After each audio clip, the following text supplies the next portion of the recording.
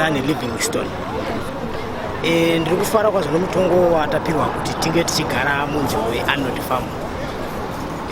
Tisina vanotishishizira kana kuti vanotitorera nzvimbo iyoyo pasina eviction order. Chechipiri ndechekuti mufamu imomo ndiri kufara zvikuru nokuti mbeu dzedu dzanga takarima takukwanisa kuti tichidzikohwo mune zvakanaka, nokuti tanga takudzisiye mbeu idzodzo tichigona kuenda kukatenga tisingazivi kuti tichararama sei uye tichagira chii. Saka ndikufara neipapo zvikuru sei. Ko mune mombe nembudzi uye zvichaita sei mombe nembudzi?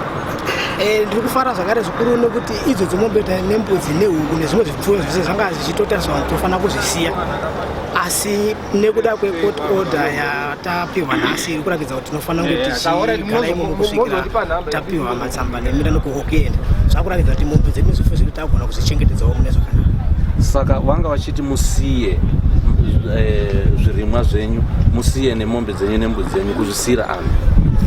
Pamwe vangu vasingataure kuti munosiyira anhu, vangu vachingoti munongozvisiya chete muchienda muchiziva kwamakabva, asi zvipfuyo zvenyu mukutosiya. Havana kuzotipa vachitaura kuti zviri kuzosara zvichitohana uye zviri kuzosara zvichingotona.